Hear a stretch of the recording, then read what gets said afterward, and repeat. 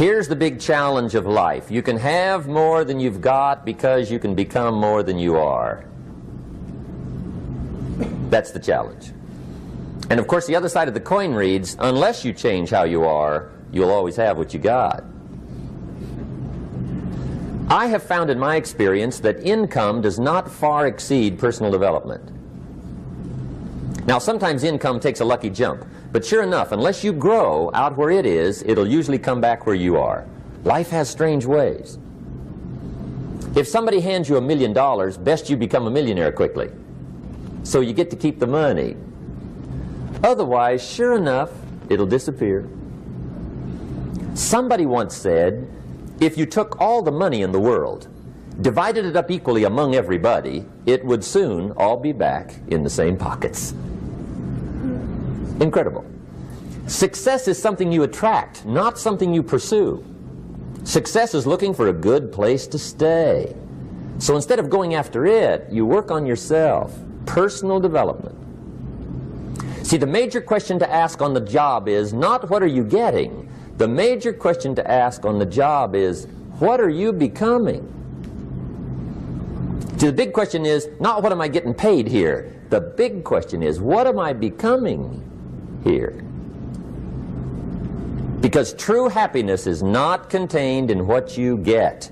Happiness is contained in what you become. So that's our major subject for tonight, personal development. Of all the assignments Mr. Schoaf gave me at age 25, this was probably the most difficult. In fact, I'm still working on this one. I think it's an unending challenge to see what you can become. The next subject is called Basic Laws. And it's good to study the basics. And I call these basics primarily because they come from the Bible. Now, I'm not a theologian or a minister, and that'll be apparent. But Mr. Schoaf taught me that the Bible was a good textbook for ideas and stories and success equations, how to live the better life. I found out that was true. He also taught me that the Bible is as practical as it is spiritual, and I found out that's true. If you look at your bank account and your income and you're not happy, there are several places in the Bible to check to see what the heck's wrong so you can make the changes. And we're going to cover some of those tonight, called basics. Okay. The next subject is my favorite, setting goals. Mr. Schoaf taught me how to set goals. What a favor that was. One morning at breakfast, shortly after I met him, he said, Jim, let me see your current list of goals and let's go over them and talk about them. He said, maybe that's the best way I can help you get a better direction started. And I said, I don't have a list. He said, well, is it out in the car or home somewhere? I said, no, sir. I don't have a list anywhere. He said, well, young man, that's where we got to start. He said, I can tell you right now, if you don't have a list of your goals with you, he said, I can guess your bank balance within a few $100s. Which he did. And that got my attention. I said, you mean my bank balance would change if I had a list of goals? He said, drastically. That day I became a willing student how to set goals. And sure enough, learning how to set goals changed my life. And I often wondered why no one had ever taught me how to set goals up until age 25. I went to high school, but if they offered it, I missed it. I went to college for a year, never heard it. I worked for Sears. Really. And to my knowledge, Sears never taught it. Right? How to set goals. So here I am, age 25, married, my family's starting, I've been to college, I'm working, and I still don't know how to set goals. But fortunately, when I was 25, I met the man who taught me how, and it revolutionized my whole life. Economically, socially, personally, it's incredible. So I want to share with you tonight what Mr. Schoaf shared with me, how to set goals. It can be a life changer. Okay. The next subject is the negative part of the seminar. Life is part negative, so we got to talk about the negative. And this subject is called diseases of attitude. Diseases of attitude. There's a lot of things that can wreck your chances to do well. We live in a rather dangerous world, so you got to be not only wise, you got to be careful. Now, attitude diseases are just as bad as physical diseases, right? High blood pressure, heart trouble. I mean, a lot of things will ace your chances to do well. So you've got to be careful. And attitude diseases are deadly. I mean, they'll destroy all the good things you start. Okay? So we'll go through those attitude diseases, how to spot them, how to look for them, what they are, and the cure. And I'm a pro on these because I've had them all, so I can give you excellent advice on these. Now, the last subject we're going to consider tonight is called the day that turns your life around. The day that turns your life around. And under this subject, we're going to talk about the emotions that can change your life. Human beings are emotional creatures, and emotions are powerful for life change. Now, of course, emotions are so powerful they can go either way on you. Emotions can either build or destroy. So you really have to employ emotions properly. We call civilization the intelligent management of human emotions. If you can intelligently apply your emotions in the right direction, no telling what can happen. Could turn your life around one day would be sufficient. So we'll talk about those. Okay.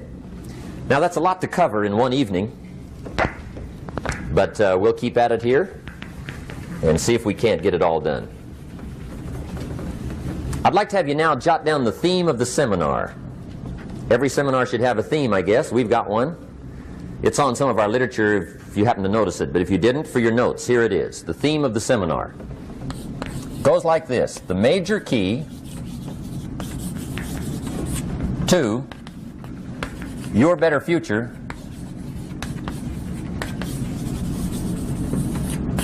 is you. That's the theme of our seminar tonight. The major key to your better future is you. And I'd like to have you underline two words just to give it some added punch. Underline the word major and the word you, so that it reads, the major key to your better future is you. Now, my first suggestion is transfer this to a card or something where you can put it up, where you can see it every day. Preferably put it up where you can see it at the beginning of the day, before you go off to put the day together. This is a good phrase just to glance at, to keep in mind as you're putting the day together. It's called the silent seminar. If you'll just let this talk to you during the day, I found it to be tremendously helpful. The major key to your better future is you. For a big share of my life now, I didn't have this one quite figured out. Among a lot of things I didn't have quite figured out. Many things used to puzzle me back in those early days. I used to wonder why two people could work for the same company, one make twice as much money. Now see, that used to puzzle me. And maybe they were the same age, graduated from the same school, live in the same community, work for the same company, with the same products and the same services. They've got the same traffic, the same problems, and one makes $1,000 a month, the other one makes $2,000 a month. Now that was my puzzling question. Why would this long list be the same and the money twice as much? I asked, what's the difference between $1,000 a month and $2,000 a month? And I don't mean $1,000 a month, right? I could figure that out. But what makes the difference? Why would one person do twice as well, 3 times as well? Speaking economically. Now, I know there's more than one way to do well. I understand that. But in this little narrow area called compensation, what's the difference?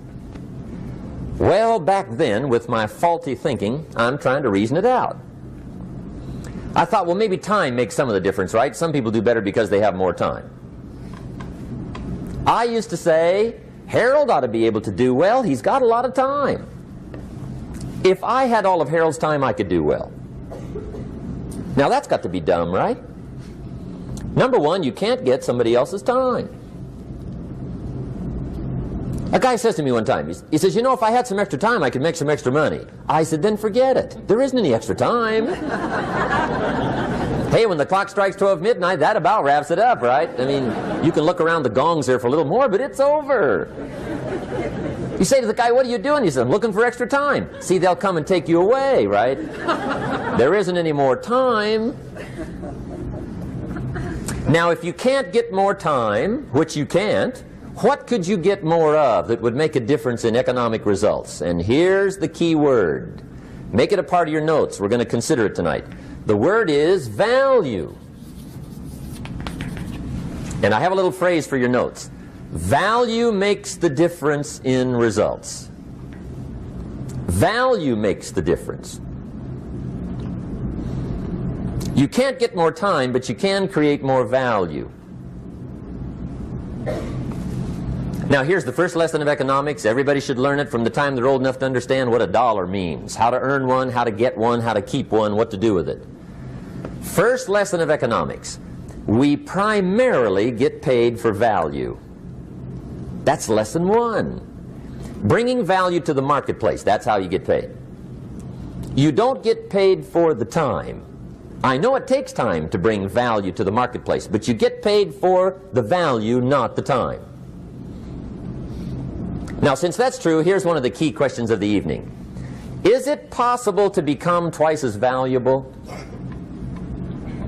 at the marketplace and make twice as much money in the same time?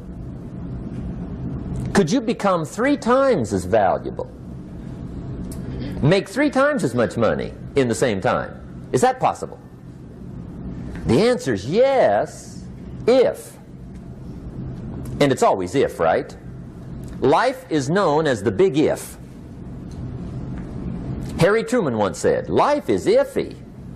How true. And here's the big if we're going to consider it tonight. It's possible to do much better at the marketplace if you go to work primarily on yourself.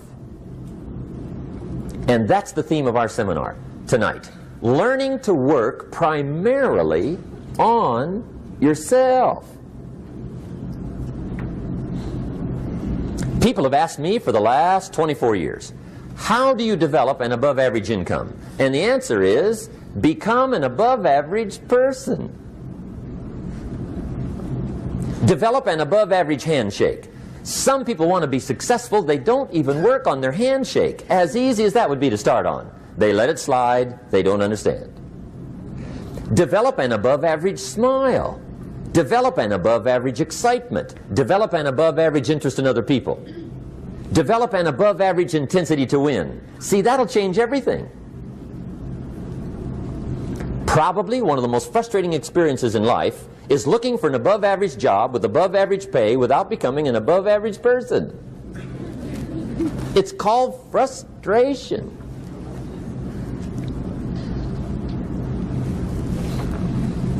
And Mr. Schoaf gave me probably the greatest clue he gave me when I first met him. He said, Jim, if you want to be wealthy and happy the rest of your life, just learn this lesson well. He said, learn to work harder on yourself than you do on your job.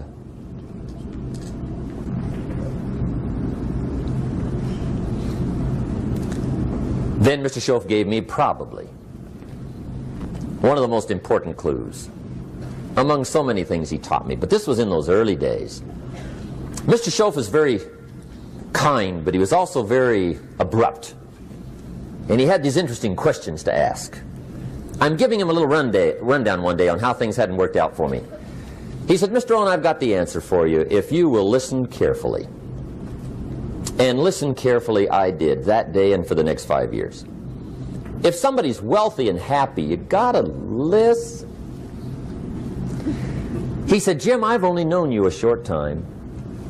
But he said, it's already my honest opinion that for things to change for you, you've got to change. That wasn't quite the answer I was looking for. But that's the answer he gave me, and I pass it along to you on this warm summer evening in Anaheim, California, 1981. For things to change for you, you've got to change. Otherwise, it isn't going to change. Before I met Mr. Schoaf, I used to say, I sure hope things will change. Right? That seemed to be my only hope. If it isn't going to change, I'm in serious trouble. And then I discovered it isn't going to change, so I'm in serious trouble.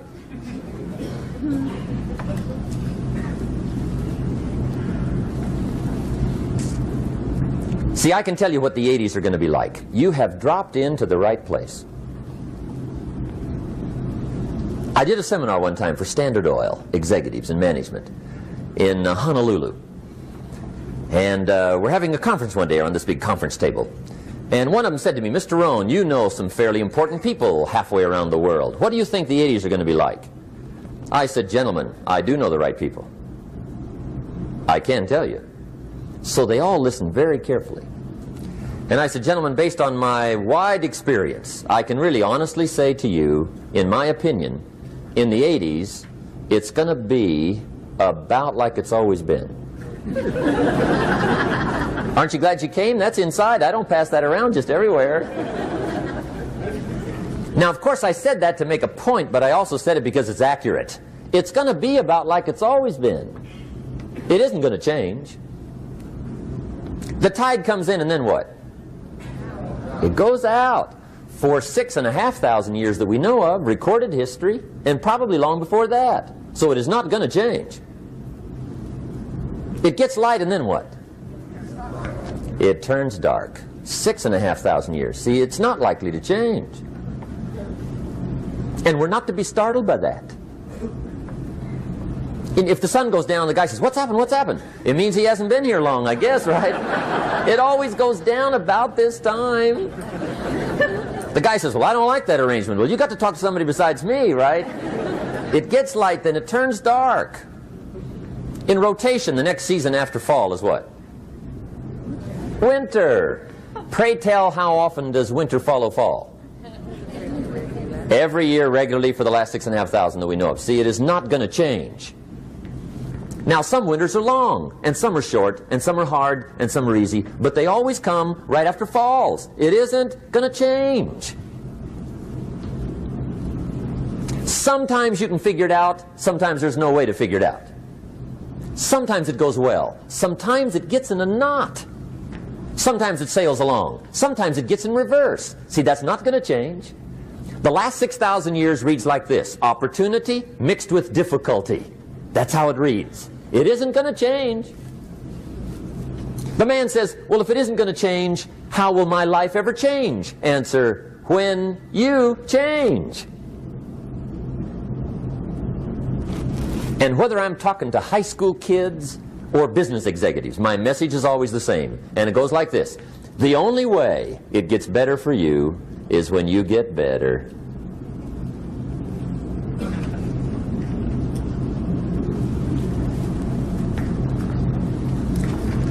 Let me give you the 4 major lessons in life to learn. Here's 4 majors.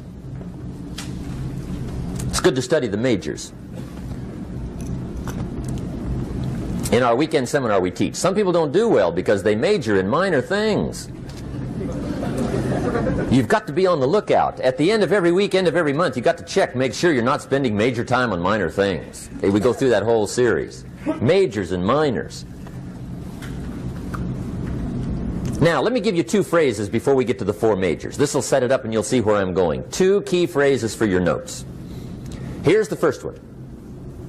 Life and business is like the changing seasons.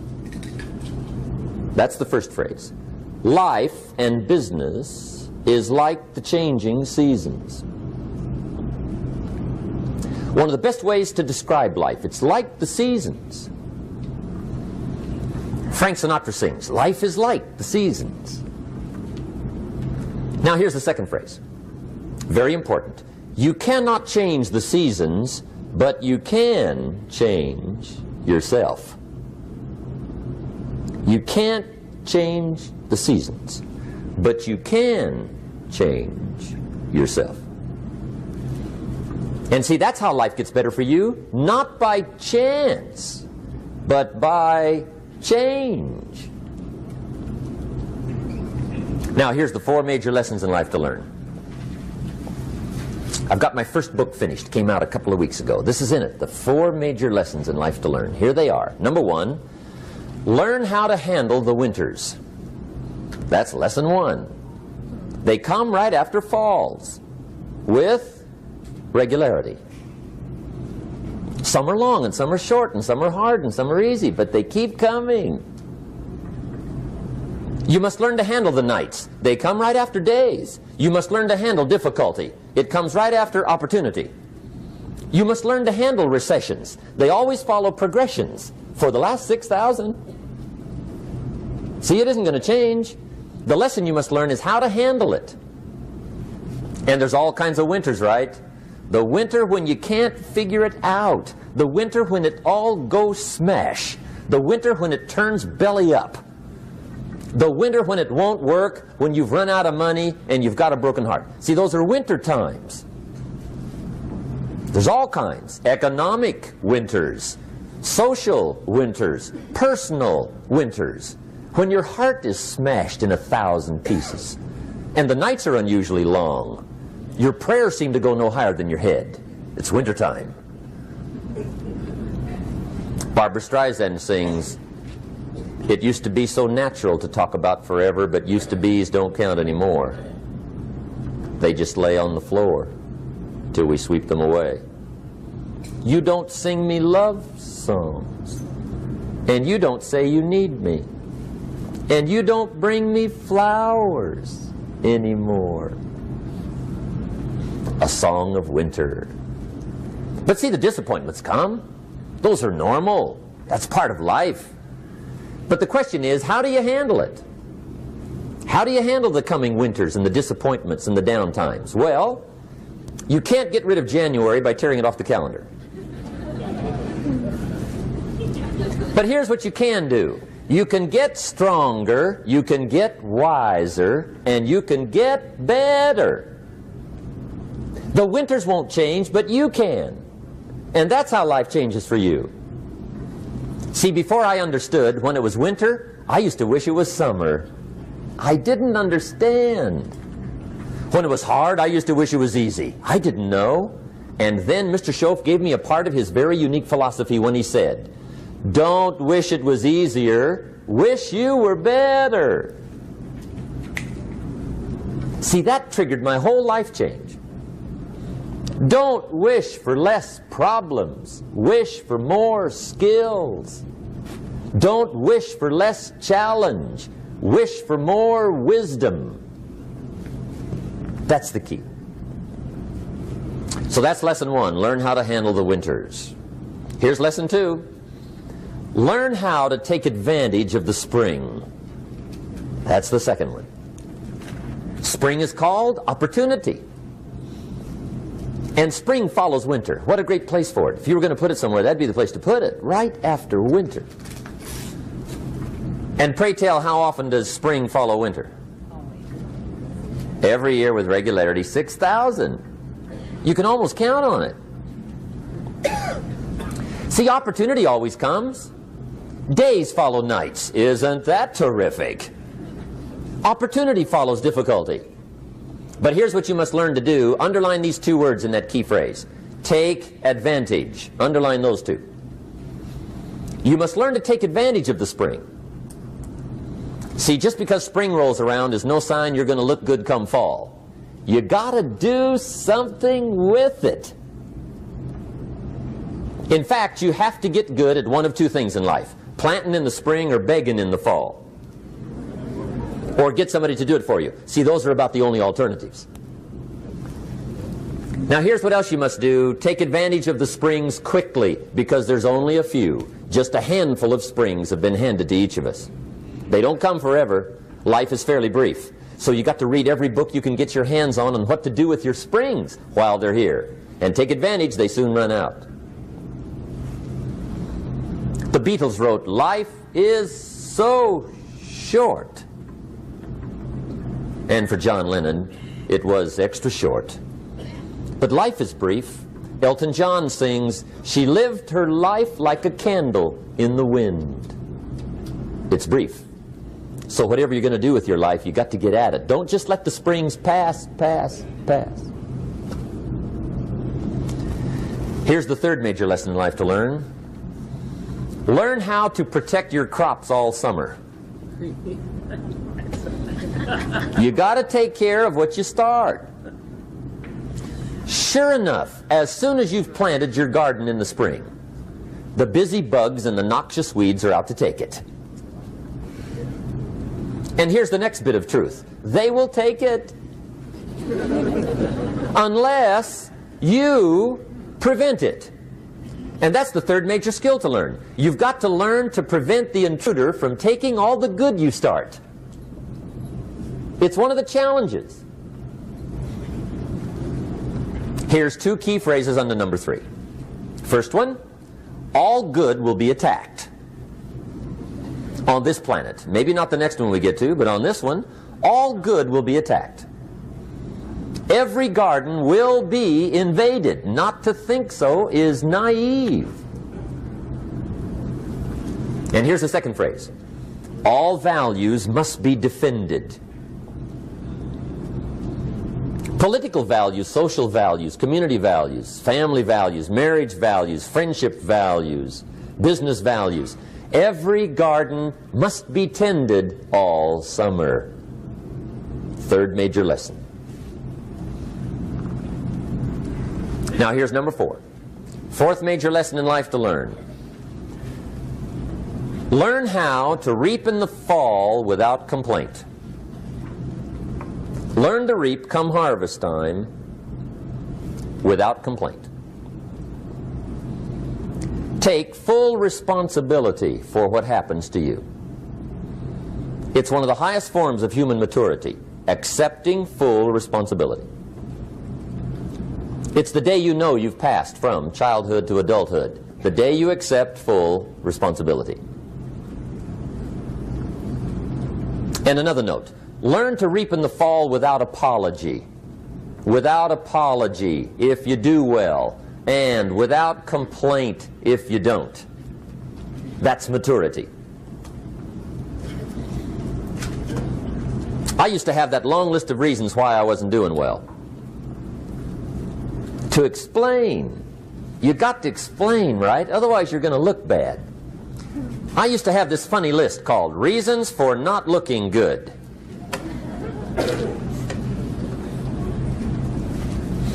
I used to blame the government. I mean, you can believe that or not. It was at the top of my list. I had a lecture second to none. The government. That was on my list. I used to blame taxes. Look what you got left after they take everything. And they expect you to do well. That was on my list there. Prices, that one's easy, right? You walk into the supermarket with $20, come out with a little half bag. So I had that on my list. I used to blame the weather. I blamed the traffic. I used to blame my car. I blamed the manufacturers. I used to blame the company.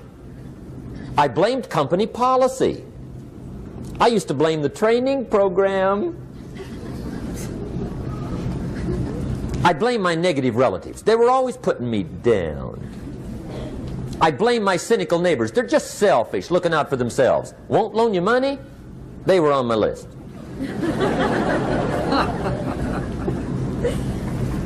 I used to blame the economy. I blamed the community. That's a pretty good list for not doing well, isn't it? I thought it was good. I'll never forget one day, Mr. Schoaf was very kind, but he was also very blunt, and this was no exception. And I'm glad he was blunt. There's a lot of things I'd have missed if he hadn't have been blunt. One day, with sort of a curious look on his face, he said, "Jim, just out of curiosity, tell me, how come you haven't done well up until now?" Excellent question. I thought, well, so I won't look too bad, I'll go through my list. And this list I just gave you, I put that on him. And he was very patient. He let me go through the whole thing, the government, the weather. I went through this whole thing. When I finished, he looked my list over very carefully. He said, "Mr. Rohn, big problem with your list. You ain't on it."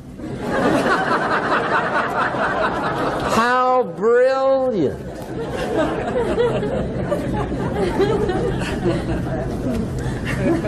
When I went to work for him a few months later, I learned very quickly to tear up my list, reasons for not doing well, and I threw it away.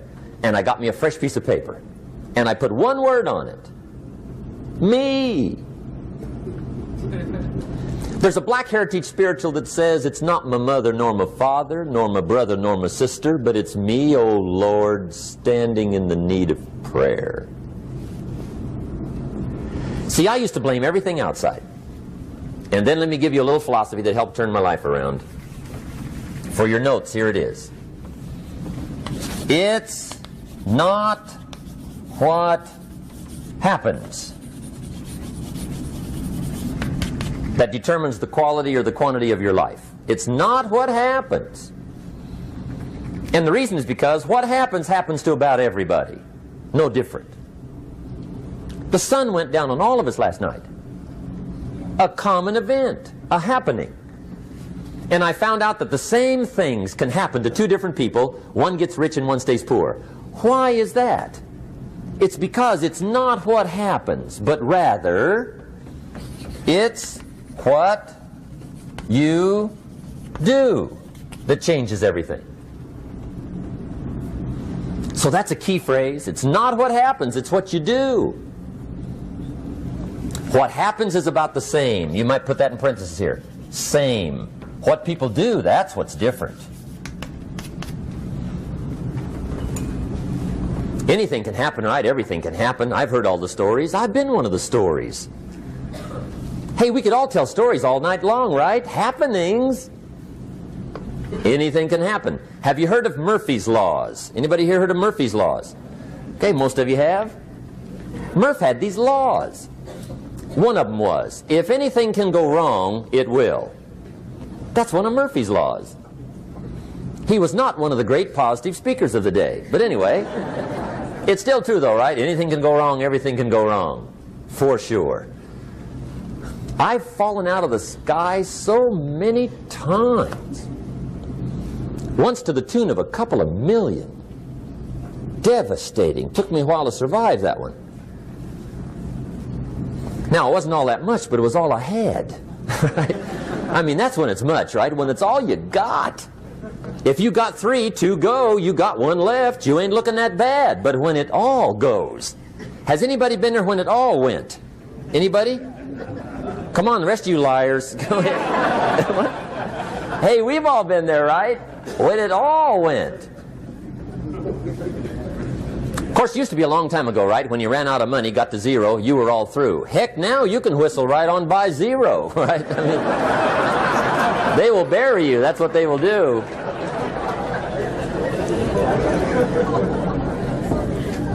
But see, those are the happenings, right? Everything can happen. Anything can happen. But it's not the happenings. It's what you do about it. Somebody says, yeah, but you don't understand the disappointments I've had. Come on. Everybody's had their share. Disappointments are not special gifts reserved for the poor. Everybody has them. The difference is what you do about them. It's not the weather. I used to blame the weather, and I discovered it rains on the rich. So see, that won't help. 2 men wake up one morning, there's a rainstorm on. One of them looks out his window, sees the rainstorm, and he says, wow, what a storm. With weather like this, they can't expect you to go out and make sales. He stays home. Same morning, the other guy looks out his window, sees the same storm, says, wow, what a storm. But he says, you know what, with weather like this, what a great day to go out and make sales. Most everybody will probably be home, especially the salesman.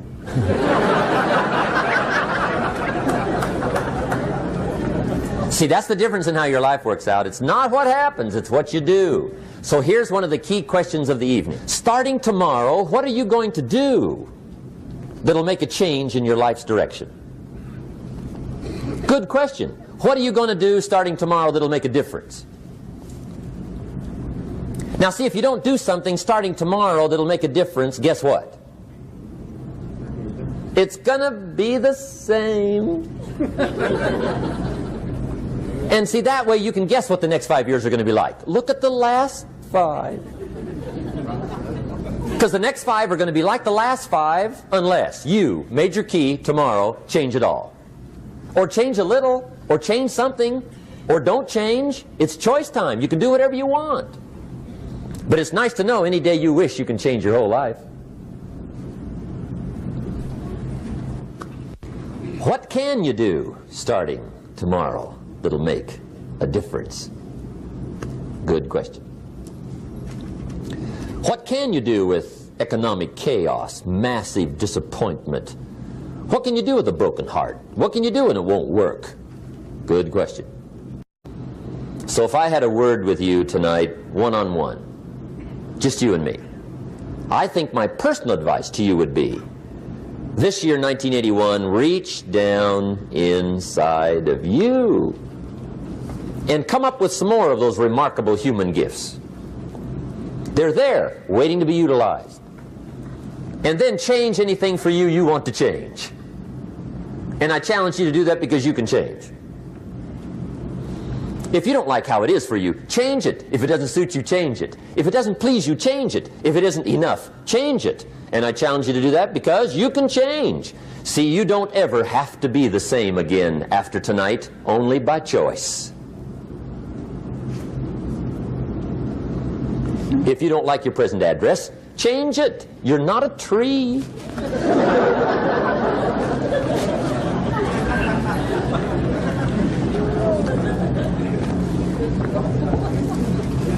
Now, let me give you 3 steps to personal development. Let's get down to the nitty-gritty. What does it take to really make the changes starting tomorrow? It takes more than philosophical pronouncement. I know that. It also takes more than enthusiasm. I know we're hearing a lot about enthusiasm these days, but see, that just won't do the job. We're still hearing the old cliches of the 30s, right? To be enthusiastic, you must act enthusiastic. But see, that's not going to help. After you have leaped about, there are some things you got to do, or it isn't going to change. See, you can get all excited about lifting 200 pounds till you get to the gym. And then you need a new excitement. And the new excitement is called discipline. Major step to human progress. Discipline. If there's one thing to get excited over, that's it. Get excited over your ability to make yourself do the necessary things. What could you make yourself do starting tomorrow that would change it all? No! Tell him. Now, see, that's exciting. On any given day, you can massively change the direction of your life. Murder is a clear example that any one person on any given day can forever alter the course of their life. It just happens to be a negative act. But just as sure as you can commit a negative act, you can also commit a positive act and forever alter your life whenever you wish. Now that's exciting. And whatever that act might be that changes your life. The guy finally takes a shotgun to his car and blows out every window, destroys every tire, puts 100 rounds in this shabby old thing. And he says, I have driven this embarrassing thing for the last time. And not only will I never drive it again, nobody else will ever drive it again. And he lets that shuddering thing stand there for a while as a monument to the day he said, today my life changes. Now who can do that? Anybody. When can you do it? Whatever day you pick.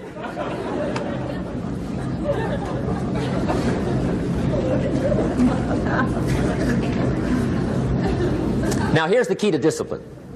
Start with the little disciplines, get excited over the little disciplines, and get right on those because those will lead to the big ones. You can't handle the big challenges in life unless you take on the little ones. Make a list of all the things you can do, get right on those, discipline yourself for those, both for the results and for the muscle and for the practice, so that when life hands you some big challenges, you'll be ready, you'll have the muscle. But see, if you don't handle the small ones, you can't take care of the big ones. Okay, here's what else it takes for life change. Self-motivation.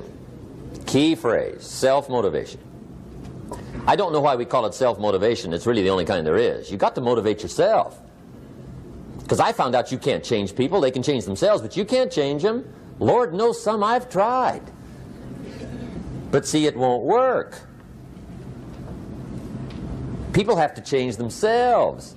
I learned some of those lessons early. I built a little sales organization way back in those early days. I'm 25. And I had some nice people. I said, I'm going to make these people successful if it kills me. I almost died, right? I mean, you can't do that.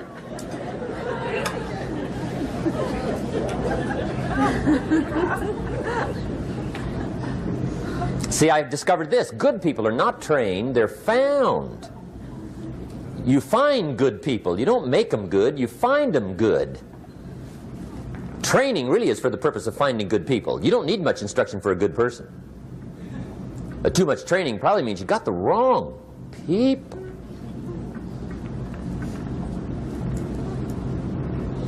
So you got to find the right people. That's the key to getting a good job done. One of the major things we learn in management, lesson 1, don't send your ducks to Eagle School.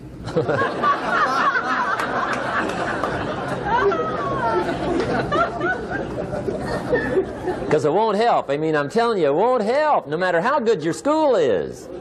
And the little eagle badge and little eagle hat, I'm telling you, it won't help. It won't help. You can tell whether your school's done any good, right, is when it's over, right? The duck goes for his first rabbit and makes him a friend. You say, no, no,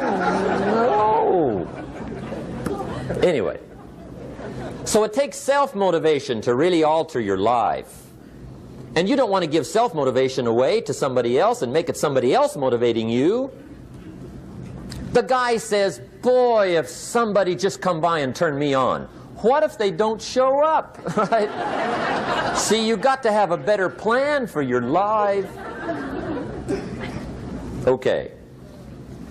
Now, if you're excited and you're ready to change, let me give you 3 steps to start life change that can change your life, your personality, your lifestyle, everything can change. Here's the steps. Number 1, find out how things work. The first key to doing better is find out. To change your life, really, you need ideas. There isn't anything an idea can't change. And Schoff taught me the major problem is lack of an idea, not a problem. At first I didn't have any money. I said to Mr. Schoff, I don't have any money. He said, that's not a problem. Now see, up until then I always thought it was. Right? I was confused. He said, no, no, the problem is lack of an idea on how to create money and wealth. It isn't lack of money, it's lack of ideas. So if you get the ideas, see, you can change anything. Now to get ideas, you need a constant study of finding out. Now Schoff also said, when you find out something that works, put the information in your journal. Don't use your head for a filing cabinet. Put it in your journal so that you can do the next best thing. Repetition, repetition, repetition. Go over it. And if you repeat it, go over it, sure enough, someday, some mysterious day, the idea takes root, starts to grow, and shows up in your bank account, and your dress, and your personality, and your lifestyle. But capture the ideas in your journal. Find out how things work.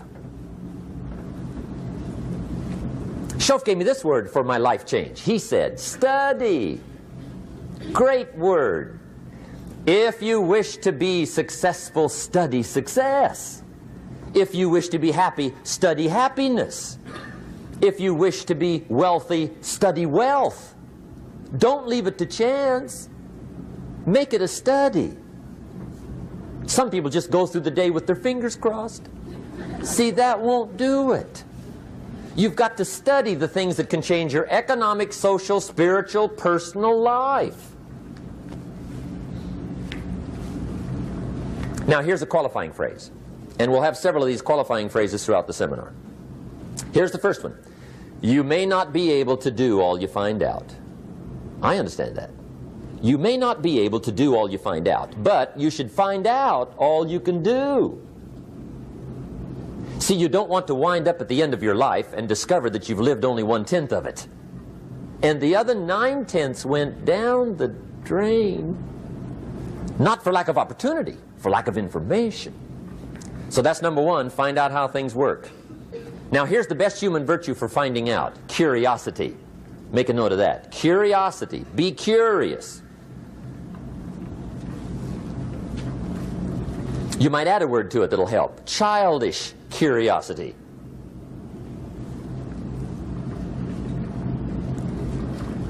What will kids do if they want to know something bad enough? Bug you. That's the phrase. They can ask 1,000 questions. You think they're through? They got another 1,000. They'll drive you to the brink. It's a virtue. when you got to know. Be like a child. In fact, Jesus, the master teacher, said, unless you can become like little children, you might as well forget it. You don't have a prayer. Excellent advice. You got to be like children. 4 ways, in my opinion, to be like a child. Number 1 is curiosity. Number 2 is excitement. Get excited like a child over your ability to make yourself do anything for change. 3rd is faith. Have faith like a child. Adults are too skeptical. And 4th is trust. Trust is a childish virtue, but the rewards are incredible. So be like a child. Now, if you're curious, let me give you 3 ways to find out how to change anything. Any life direction, any dimension. Here's 3 ways to find out how to change anything. Number 1 is to read. Become a good reader. All of the successful people I know and work with around the world, they're all good readers. Curiosity drives them to read. They got to know. They just read.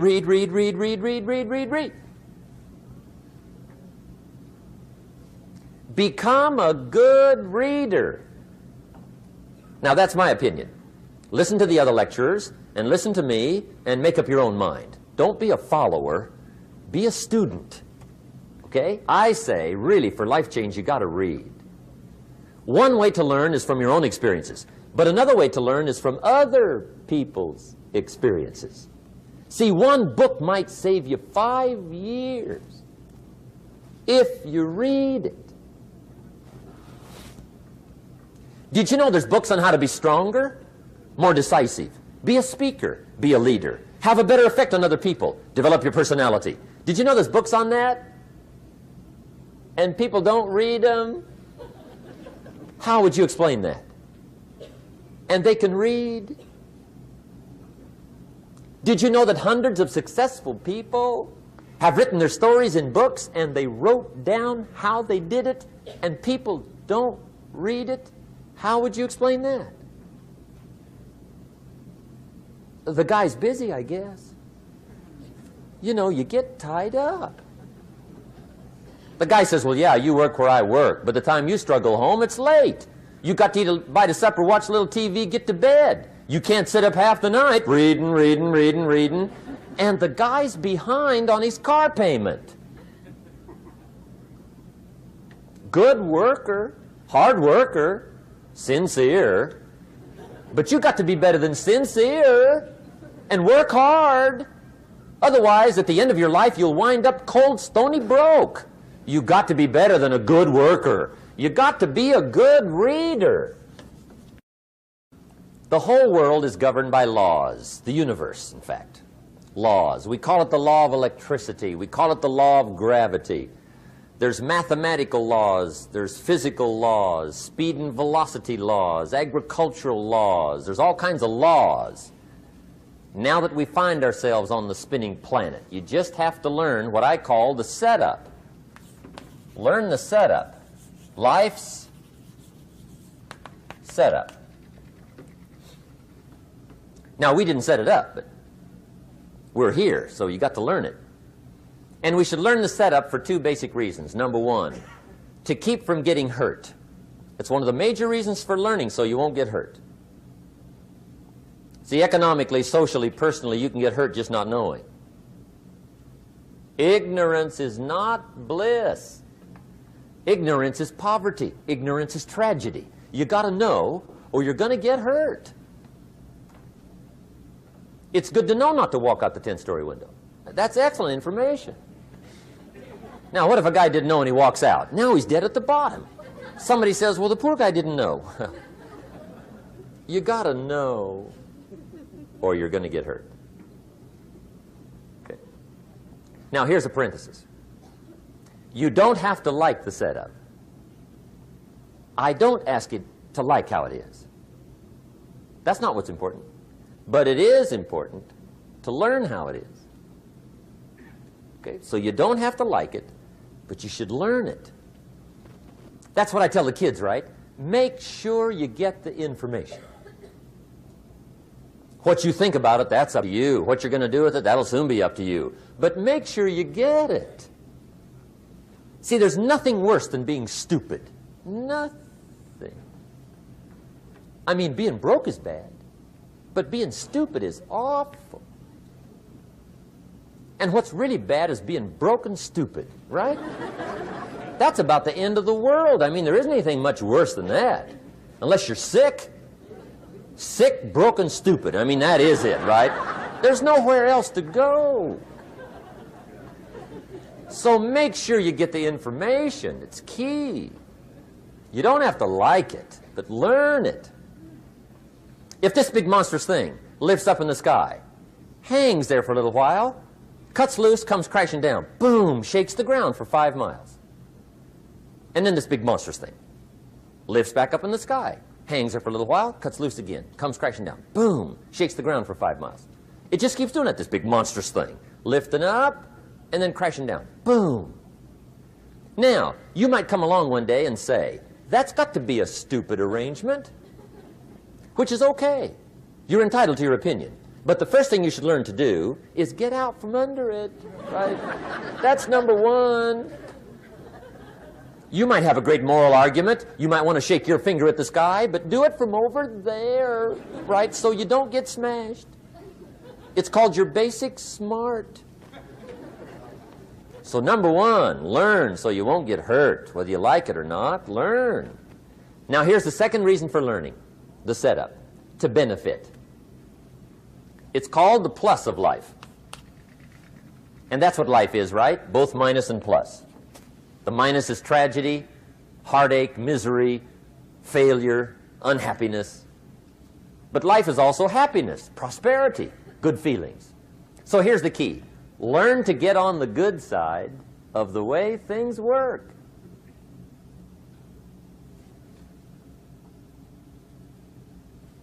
Now, here's 2 of the basic laws, and we'll take our break. Schoaf taught me these. They come from the Bible. Now, again, I'm an amateur, okay? When it comes to the Bible, I'm not a pro. So you'll sort of have to take my way of putting it. But here they are. The first one is the law of use. The law of use. And it goes something like this. Whatever you don't use, you lose. Lack of use causes loss.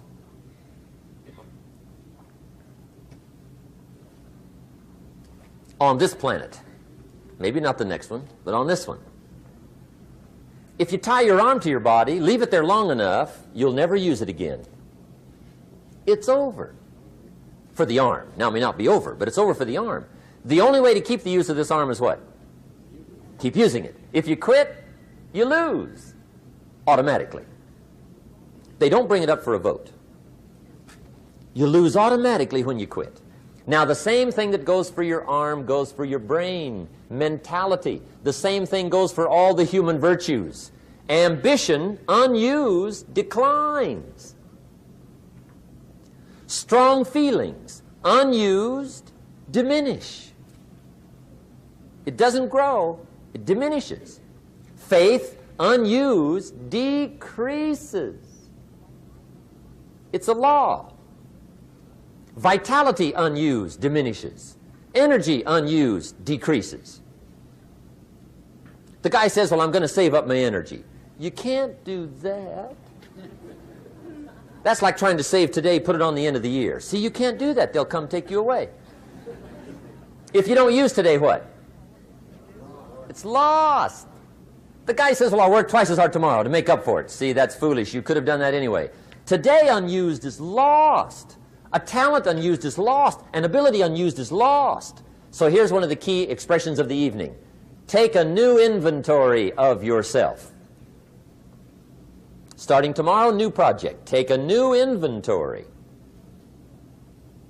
And make sure that all of your talent and ability and mentality and ingenuity and vitality and strong feelings, faith, courage, make sure that all you've got's being used. Otherwise, you lose.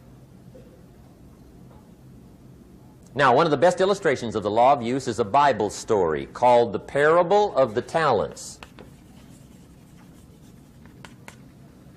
The talent story. Interesting story if you haven't read it in a while. Just review it. It's a good story. An ancient story. It says there was a master with 3 servants. He got them together one day and he said to the 3, I've got these talents. And in those ancient days, a talent was a measure of gold. And he said to the 3 servants, take these talents and see what you can do with them while I'm gone. He said, I'm taking a journey and I'll be gone for a while. When I come back, we'll get together, go over the book, see how you did. He said, here's 5 of these talents for you. 5. Here's 2 of them for you. 2. And here's 1 for you. 1. The master said, take those talents, see what you can do with them. When I come back, we'll get together, we'll go over it all. The servant said, okay, master takes off. According to the ancient story, the master comes back from his trip. When he gets back, he gets the 3 servants together, and as he said he would, he asks, how did it go with those talents? You were 5. What happened?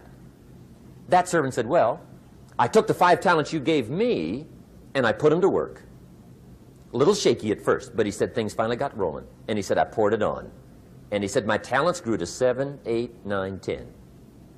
He said, I doubled my talents from 5 to 10. Books will show. Master said, one heck of a job. Or something like that. He said, I gave you 2 talents. What happened? That servant said about the same thing happened to me. I put those 2 talents to work, poured it on. They grew to 3 and then to 4. He said, I doubled my talents from 2 to 4. Books will show. Master said, well done. He said, I gave you 1 talent. What happened? That servant said, well, I took the talents you gave me, and I carefully wrapped it, and I dug a hole and buried it. And camouflaged it, I suppose, right, so nobody would steal it. And he said, fortunately, nobody got it. And he said, I knew you were going to be here today, so I dug it up. Here it is, safely wrapped. I did not lose it while you were gone.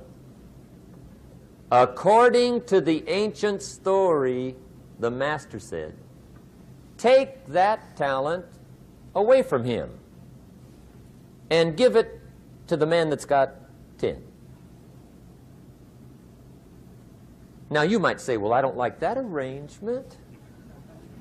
The poor guy's only got 1 talent. He's already got 10. It ought to be more even.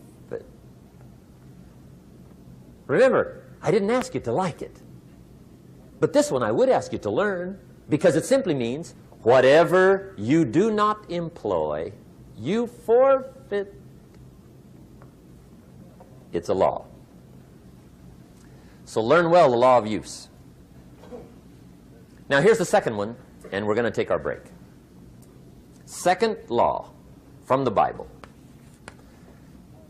This one we've heard since we were small, I'm sure. It's called the law of sowing and reaping. In fact, we've probably heard it so often we could quote it. It says, whatever you sow, what? You shall reap. Fairly blunt, hopefully clear. Here's my first suggestion on the law of sowing and reaping. Don't try to beat it. You might as well try sitting on the sun in the morning. Keep it from coming up. You'll have better luck. Whatever you sow, you reap. Now, for a fair share of my life, I'm a bit mixed up on how all this applies. Among a lot of things I was mixed up on. I knew I wasn't reaping too good. That I understood.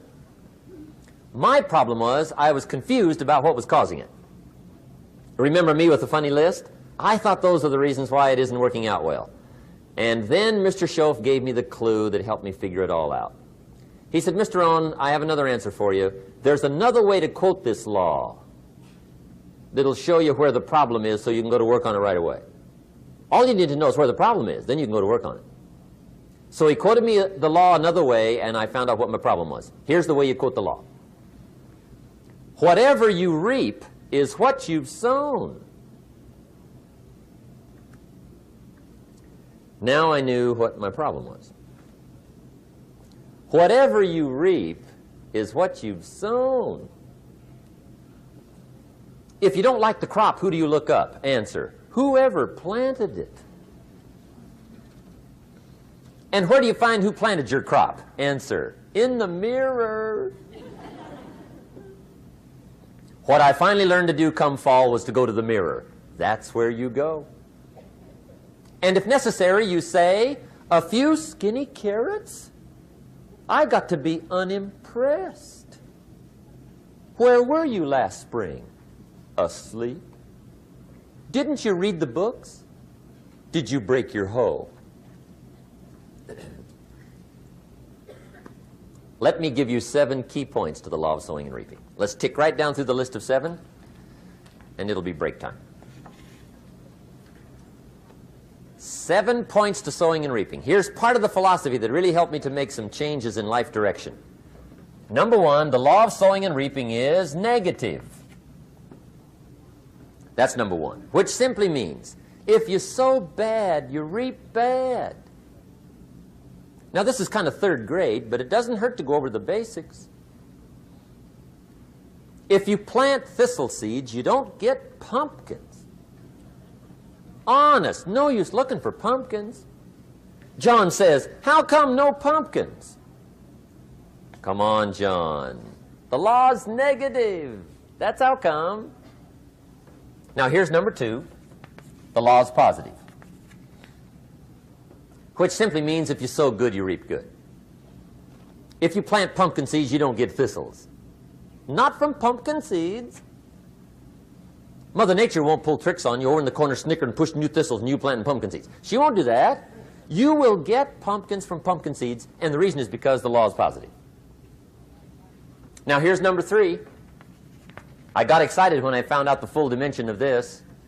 See, you do not reap what you sow, but rather, you always reap much more than what you sow. So the 3rd key word is more. You don't get back what you put out. You get back much more than what you put out. And it works both positive and negative. On the negative side, it said, if you sow to the wind, you reap the whirlwind. So you've got to get ready for that, or you will be naive.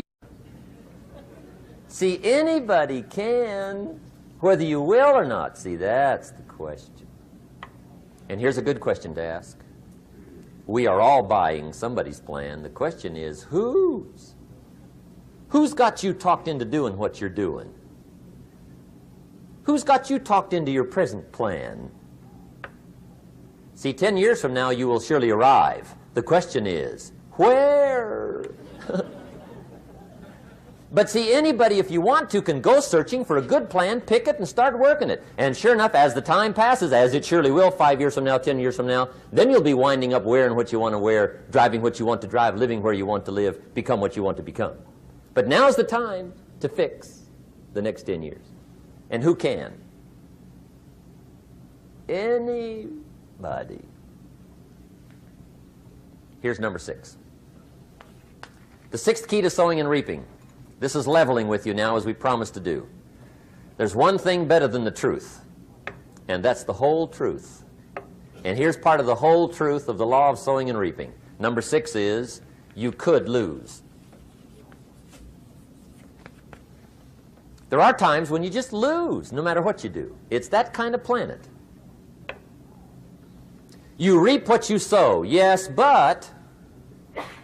What does that mean, yes, but? Well, the farmer plants his crop in the spring, takes care of it all summer, loves his family, works 10, 12 hours a day, 6, 7 days a week, is an honorable man.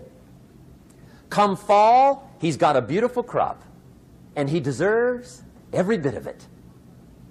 But the day before he sends the combines into the field, a hailstorm comes along and beats it all in the ground, which means you lose. Somebody says, well, what did he do wrong? Answer, nothing. It's just that kind of planet. Sometimes it's going to hail on your crop and rain on your parade, so you got to get ready for that or you will be naive. That's just part of the life arrangement. And don't press me why. I was not in on some of the original decisions here, so I don't know how it got set up. But there's just times, sometimes you lose. That's part of life. But now here's number 7. The 7th key to sowing and reaping. And it goes like this. It's just another way to quote the same law. And it goes like this. If you don't sow, that's just another way to quote the law. If you don't sow, what? You don't reap. You don't even have a chance. So if you looked at your game plan tomorrow, you might come to the quick conclusion, I got to get some sowing going. How true. Get you some sowing going. And remember, you've got plenty of time. You've got all the time there is. Some people spend enough TV time to make a fortune. The latest article on television watching in this country, according to the latest article, the average television is on in this country in every household 7 hours a day, called the Big 7. I asked a guy one time what his TV cost. He said about $450. I said, you forgot to look at the price tag. He said, what do you mean? I knew he was a TV watcher. I said, that television cost you, in my opinion, at least $12,000 a year. To watch it, not to own it. Owning it's cheap. Watching it is what's expensive. And I said, hey, $12,000 a year is too much to pay to watch TV. That's too much. Pay a little, but not $12,000. And he's the guy that said, I hope pay TV never comes.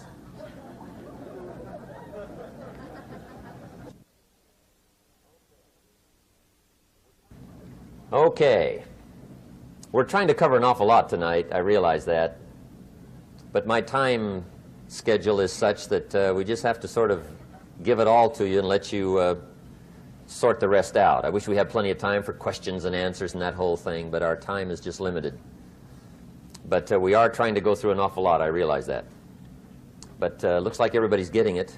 This is about the note-takingest crowd I've seen in a long time. Incredible. Does anybody have 5 pages yet? Anybody? Oh, fantastic. Incredible. Okay. Maybe you heard the story about the preacher down in Texas, southern part of the country. He was an evangelist back in the horse and buggy days. And he was very good at being an evangelist, and a lot of people used to come and hear him preach. And one day he put up his tent in one of these Texas towns and expected a big crowd as usual, come and hear him preach. And he got there, first night of the tent revival, walked in. 7:30, time to start. And to his surprise, the tent was empty. He thought, well, something must be drastically wrong. So he waited till 7:45, nobody showed up. 8 o'clock, zip. Finally, 8:15, one lone cowboy wandered up on his horse, tied his horse up outside, came in, sat down on the front bench, right, waiting for something to happen. The preacher thought, well, at least I better go down and talk to the cowboy. So he walks down, talks to the cowboy, and he says, cowboy, I'm the preacher. And he said, I don't know what to tell you. Something's gone wrong. He said, this tent was supposed to be full of people. He said, I'm embarrassed. He said, you're the only one that showed up. And he said, I really don't know what to do. And the cowboy said, well, I'm not a preacher, so I really can't tell you what to do. You know, he said, I'm just a cowboy. But he said, I know this, if I went out to feed my cattle and only one showed up, I'd at least feed it. The preacher thought, hey, the cowboy is right. If you've got a good idea to share, you should share it, if there's 1 or 1,000. So he got kind of inspired by this conversation, and he jumped up on the platform and started to preach, as if the tent was full of people, just exploded. And he went for an hour and 15 minutes, just kept rolling. Finally, he quit. And when he finished, he came down off the platform, talked to the cowboy again. Says, well, cowboy, what did you think of my sermon? And the cowboy said, well, I'm not a preacher, so I really can't tell. You know, he said, I'm just a cowboy. But he said, I know this. If I went out to feed my cattle and only one showed up, I'd feed it, but I wouldn't dump the whole load on it.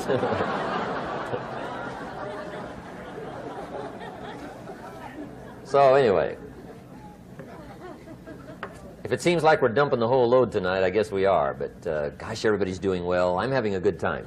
I appreciate the response here tonight. Okay, the next subject is setting goals.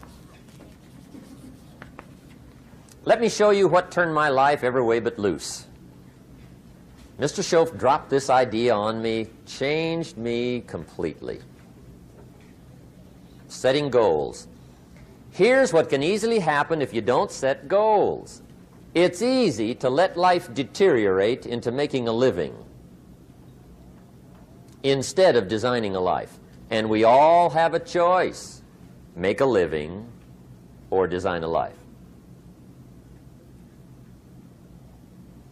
It's easy to get trapped by economic necessity and settle for existence rather than substance. That's easy. But the best advice I can give you on how to break out of that trap is to learn how to set goals. Mr. Schoaf put it to me this way. He said, Jim, if you had enough reasons, you could do the most incredible things. I never forgot how he put that. If you have enough reasons. See, reasons will change your whole life. Mr. Schoaf said to me, he said, Mr. Rohn, I think you've got plenty of intelligence, you've got plenty of talent, you've got plenty of ability. Probably what you lack is plenty of reasons. He said, I don't think your current bank balance is a true indication of your level of intelligence. I was happy to hear that. He said, I think you're much smarter than your present bank balance indicates. And that turned out to be true. I was much smarter. But of course my first question was, well then why isn't it bigger? And he said, you don't have enough reasons. You've got enough intelligence, but not enough reasons. So see, reasons can change your life. Here's what else I found out. Reasons come first, answers come second. You don't get the answers to do well till you get the reasons. Life has a mysterious way of hanging on to all the answers and only gives them up to the people that are inspired by reasons. So reasons make the difference in how your life works out. Now, what are some of the reasons for doing well? Let's go through a quick list called Reasons for Doing Well. First is personal reasons. Some people do well for recognition. Some people do well for respect. Some people do well for the way it makes them feel. They love the feeling of being a winner. Those are good reasons. I have some millionaire friends that keep working 10, 12 hours a day, making more millions. And it's not because they need the money. It's because they need the joy and the satisfaction and the pleasure that comes from being a constant winner. And see, it's not just the money anyway. It's the journey, not the money. Once in a while somebody says to me, boy, if I had $1 million, I'd never work another day in my life. That's probably why the good Lord sees to it they don't get their million, right? They'd quit. They'd quit. Okay. Next is family reasons. Some people do extremely well for other people, and that's powerful. Human beings can greatly affect each other. Sometimes we will do things for somebody else we will not do for ourselves. We're made that way. I met a man one time who said, Mr. Rohn, to do all the things I want to do with my family around the world, he said, I got to have at least $250,000 a year. I thought, incredible. Could a guy's family affect him that much? And the answer is, of course. How fortunate are the people that find themselves greatly affected by somebody for personal achievement.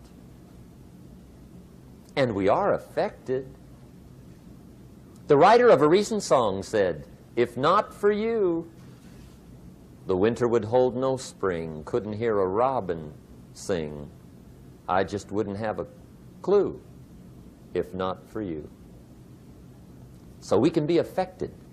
That might be one of the most stimulating reasons to do well, finding somebody. When Andrew Carnegie died, the wee little Scotsman that built the big steel industry, when he died, they opened up his desk, and in one of the desk drawers, they found a slip of paper. On that piece of paper, Mr. Carnegie had written his goal for his life, and he wrote it when he was in his 20s. And on that piece of paper, it said, "I'm going to spend the first half of my life accumulating money. I'm going to spend the last half of my life giving it all away." What a goal. He got so inspired by that goal that the first half of his life, he accumulated $450 million. And the last half of his life, he gave it all away. Good question tonight. What's got you turned on? What's got you bombed out of sight to get up early and stay up late and hit it all day? Next question. What's got you turned off? When I found the answers to those two questions, my life exploded into change. I finally found out what had me turned off, and I got that cured. And then I got me a long enough list of reasons to turn me on. And once the lights went on for me, age 25, they've never gone out. I've fallen out of the sky a few times, but I've never lost that drive to make something unique out of my life. See, reasons altered my whole life. Now, there's another list of reasons called nitty-gritty. Hard little reasons. Sometimes those little reasons are the most powerful reasons that can change your life. Sometimes it doesn't take much. I now carry several $100s in my money clip. It's only a few $100s, but it was one of those reasons turned my life around. Just before I met Mr. Schoaf, I heard a knock at the door. I go to the door, and there's a little girl standing there about this tall selling Girl Scout cookies. And she gave me one of the finest sales presentations I've ever heard. Special deal, several flavors, this whole package of stuff, $2. And with a big smile, she very politely asked me to buy. And I wanted to. Big problem. I'm broke. I don't have $2. And to this day, I can remember the pain and the embarrassment. I'm a father. I'm a husband. I've been to college. I'm working. I'm 25. I don't have $2. And I didn't want to tell her that for some reason. So I did what I thought was next best. I lied to her. I said, "Hey, look, I've already bought lots of Girl Scout cookies. I've still got plenty stacked in the house," which was not true. But it seemed to get me off the hook for the moment. She said, "Well, gosh, that's wonderful. Thank you very much." And she went away. When she left, I closed the door, and that was the day I said to myself, I don't want to live like this anymore. I've had it with lying, and I've had it with being broke. I'm never going to let this happen to me ever again. I promised that day I would work as hard as possible and would always carry plenty. It took me a little while, but now I do. It was one of those reasons. And I guess I carry plenty for two reasons. One is the way it makes me feel, but also in case I bump into another Girl Scout selling cookies. right? I'm ready.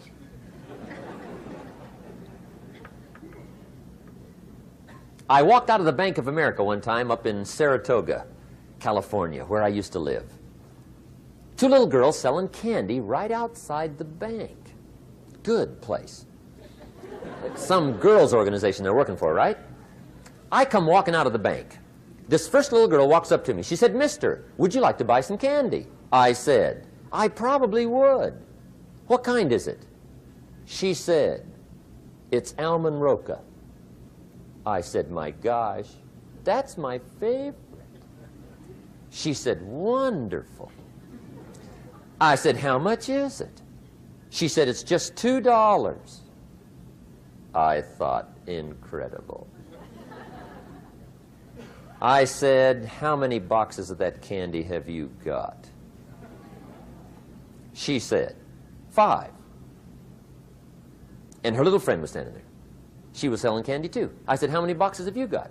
She said, "I've got 4. I said, "That's 9. I'll take them all." They said, "Really?" I said, "Yeah, it's my favorite. I've got some friends. I'll pass them around." They got so excited, put all this candy together. I reached in my pocket, gave them the $18. When I've got the candy and they've got the money, that first little girl looks up at me. She says, "Mister, you are really something." How about that? Can you imagine only spending $18 and have somebody look at you in the face and say, "You are really something"? Now you know why I carry heavy, right? I'm not going to miss anymore. It was just one of those reasons. Helped to change my life. One of my nitty-gritty reasons was budget finance. Budget finance used to grind my soul. Way back in those early days, I had fallen for one of those consolidation loans, where you take all your little hard-to-pay bills, put them into one big impossible-to-pay bill, right?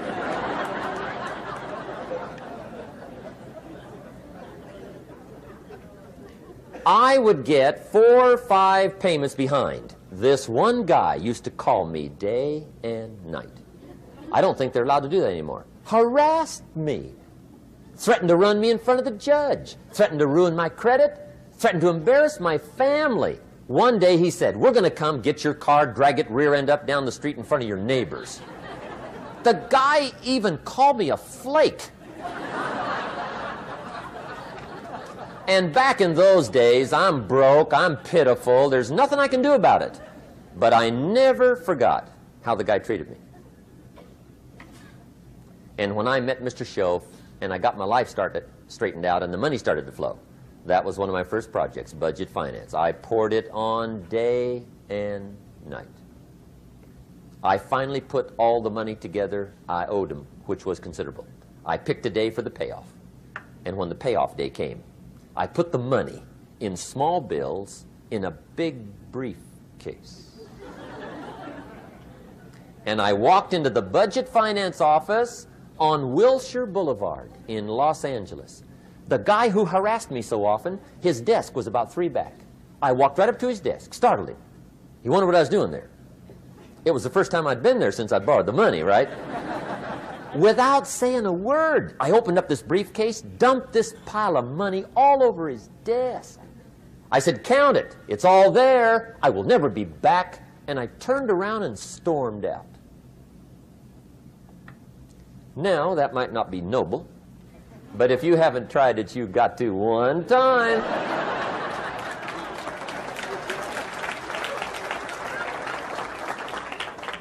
It can be the day that turns your life around. All you need is a reason that turns you on. One of my dear friends, Robert Depew, Bobby used to be a school teacher in Lindsay, olive capital of the world. Bobby taught school several years, got a little weary teaching school. One day decided he wanted to get into sales. So without telling anybody, he just up and quit his job teaching school and jumped into sales. When he did, his brother made fun of him, laughed at him, put him down, said Robert's lost his mind. Had a good job teaching school. Now he thinks he's a salesman. He's going to go down the drain, lose everything. Just put him down something fierce. Bobby said, the way my brother acted when I got into sales, he said that made me so mad. I decided to get rich. And my question for you tonight is it possible to get that mad? Of course. Wealth is not a matter of intelligence. It's a matter of inspiration. Today, Robert happens to be one of my millionaire friends. Bobby's rich.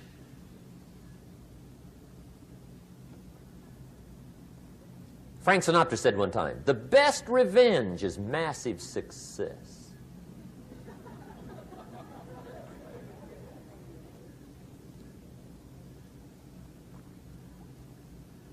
Hey, get you a long enough list of reasons so that after tonight you never lack for inspiration. You might not have all the answers right away, but you can get the answers if you can get the reasons. Now, let me give you a little simple formula for goal setting. Okay? We take 2.5 hours on the weekend for the whole 10-year plan. We don't have time for that tonight. But let me get you started with a little simple formula Mr. Schoaf gave me. And maybe this will be helpful. First of all, I've divided goals into two parts. First is long range. Long range goals. That's your dreams. Your dreams for the next 3, 5, 10, 20, 30, 40 years. Actually, the rest of your life. Your dreams. You've got to keep dreaming.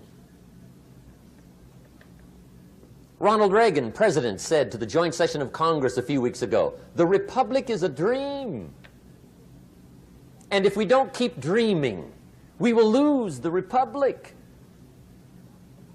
Your better future is a dream for yourself and for your family. Where do you want to go? What do you want to do? What do you want to be? What do you want to see?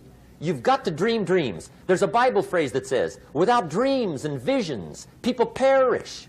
You've got to have something to go for that inspires the heart and the soul. Dreams. From the children of Sanchez, it says, take the crumbs from starving soldiers, they won't die. Take the bread from hungry children, they won't cry. But without dreams, we all will die. You've got to dream. Don't lose your dreams for yourself, for your future, for your family. The dreams of love and enterprise and travel and doing things, becoming something unique on your journey here. Don't lose your dreams. Do some dreaming. That's long-range goals. You've got to have those. So that's number one. Here's the second part of goals, short range.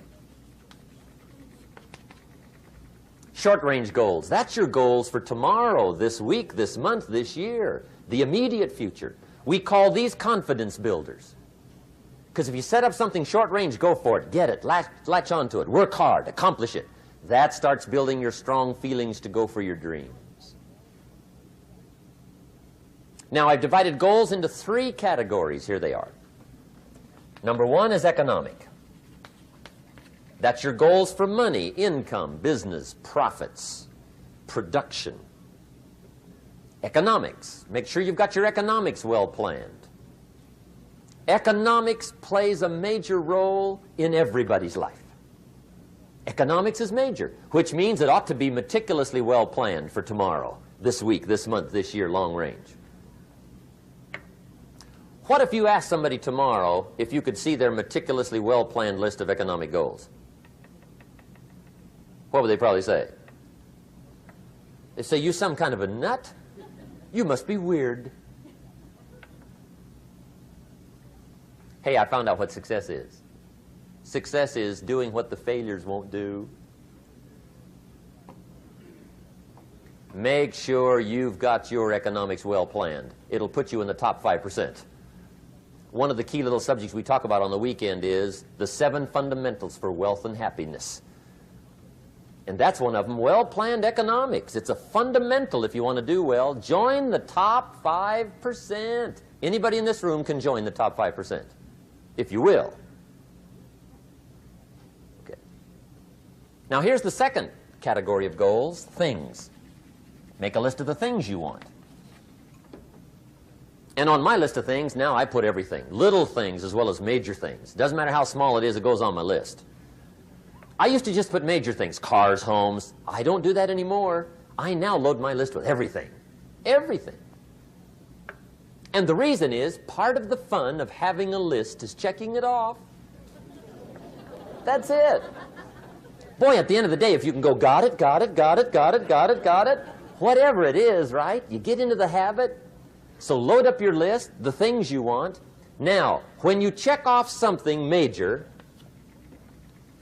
celebrate. That's an important point to make. Celebrate your achievements. Live it up. Have a party when you reach something you've worked for a while. See, we all grow from two experiences. One is called the pain of losing. The other one is called the joy of winning. We need both of them. Amplify them as much as you can, which also means make losing painful. If you set up something, fooled around, didn't get it, put it on yourself. On the other side, if you did get it, congratulate yourself. Self-congratulations is a sign of maturity. Seeking congratulations is a sign of immaturity. But hey, winning and losing, see, that's what it's all about. That's the name of the game. Now, some people lead such mediocre lives, at the end of the day, they don't know whether they're winning or losing. They got no clue. Guy's just going through the day with his fingers crossed. There's a better way. Okay, here's the third category of goals, personal development. Put those goals together. Personal development goals. That's your goals to be stronger, more decisive, be a speaker, be a leader, learn a language, all kinds of skills. Okay? The whole weekend seminar was designed to improve all your skills so that you walk away more skillful. And that's what you want, the personal development skills. That's what attracts, that's what brings good things to your life, the person you become more skillful. Now, this is quite a package to work on.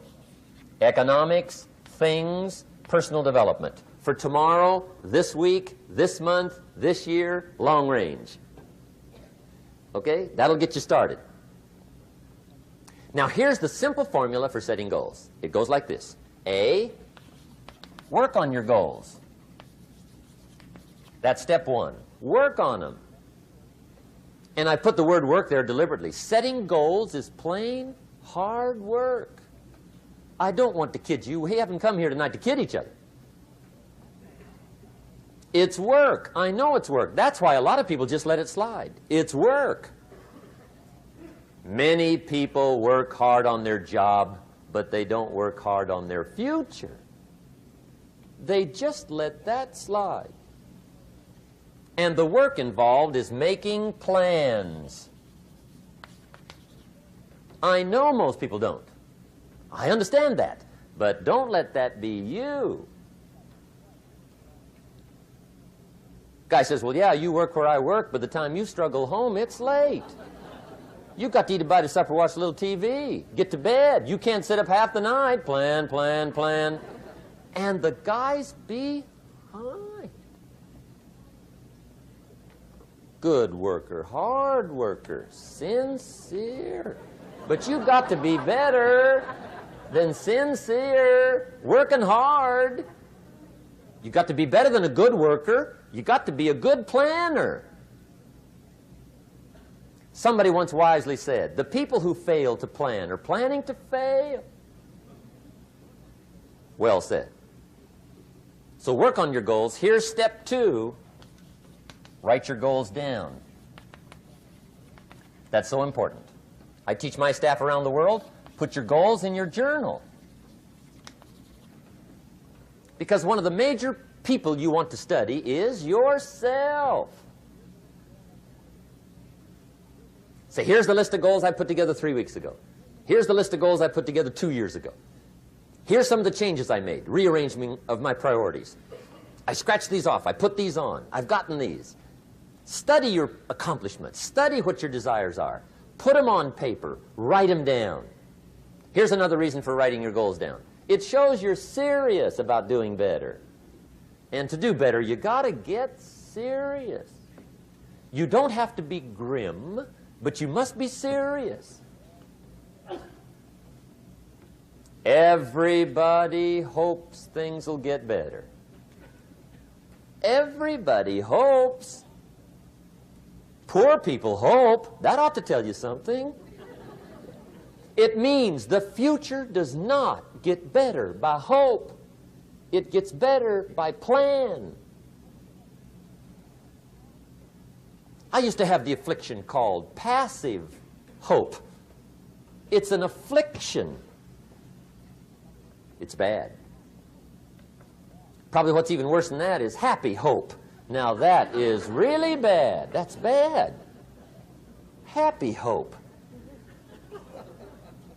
The guy's 50 and he's broke and he's still smiling. See, that's not good. So get serious about your goals. Put them on paper. Write them down. There's all kinds. His goals, her goals, their goals. Business goals, financial independence goals, family goals. I mean, there's so many things to work on this that if you don't get busy and work on it, sure enough, the time will pass. And sure enough, 5 years from now, you'll wind up where you don't want to be, wearing what you don't want to wear, driving what you don't want to drive, being what you don't want to be. Now's the time to fix it. Now, here's the third step to your goals. Check the size of your goals and the kinds of goals. How big they are, what kind they are, affects you.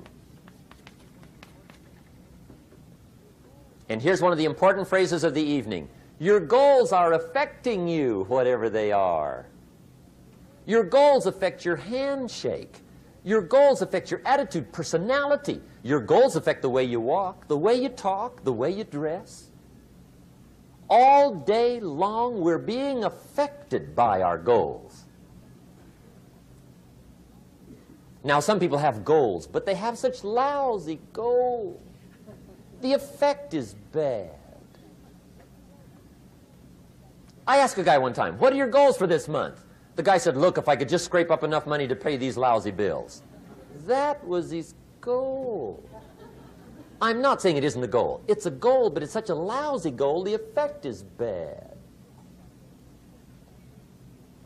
You don't jump out of bed on Monday morning and say, oh boy, another chance to go out and scrape up the money to pay my lousy bills. See, you don't do that. Usually you say, oh, not another Monday.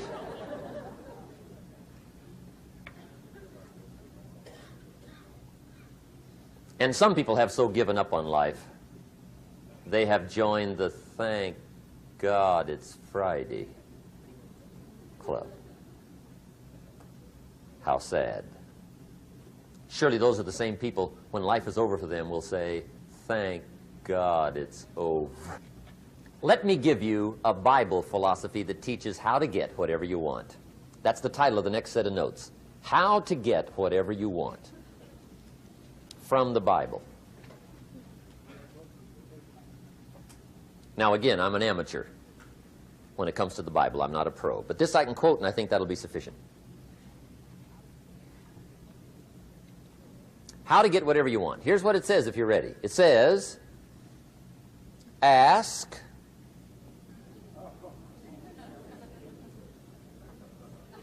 that's it. End of notes. Ask. If there's one art in life to learn extremely well, that's got to be one of them. The art of asking. What does ask mean? Ask means, what do you want? And the formula is staggering. It says ask and what? A guy ought to look into that.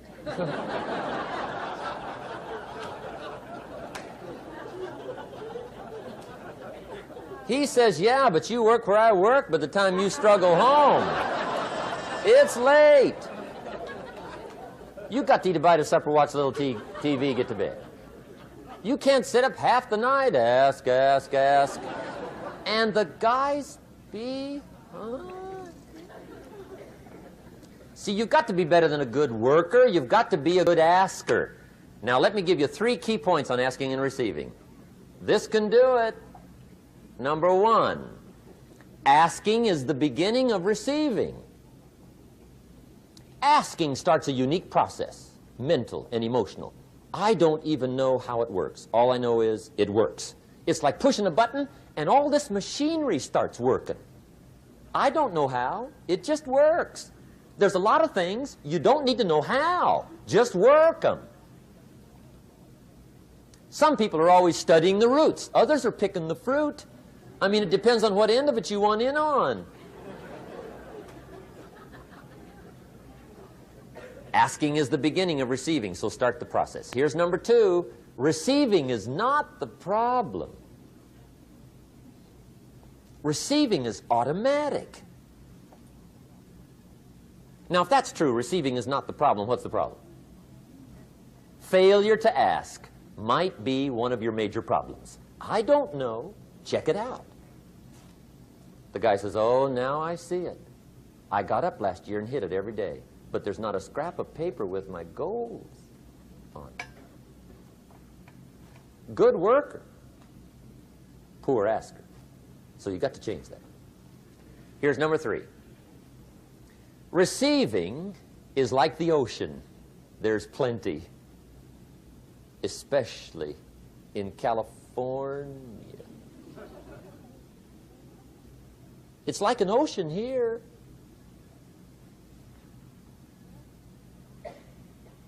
Success is not in short supply. It isn't rationed, and you stepped up to the window and it was all gone. No, no, no. It's like an ocean here. Now, if that's true, what's the problem? Well, some people go to the ocean with a teaspoon. Have you got the picture? See, what you want to do in view of the size of the ocean is trade your teaspoon for at least a bucket, and you'll look better down at the ocean. Kids won't make fun of you, right? Okay. Now, there's 2 ways to ask, and we'll wrap up goal setting. 2 ways. Here's number 1. Ask with intelligence. It didn't say ask intelligently, but I'm sure it meant that. Don't mumble. You don't get anything by mumbling. Be clear. Be specific. Intelligent asking means how wide, how high, how soon, when, what size, what color, how much. Define what you want and describe what you want. That's powerful. In the weekend seminar we teach, goals become like a magnet. They pull you that direction. And the better you describe them, the more they pull.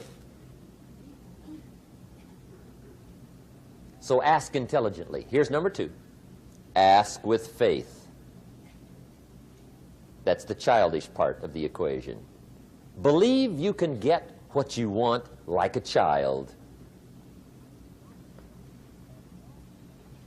Not an adult. Adults are too skeptical.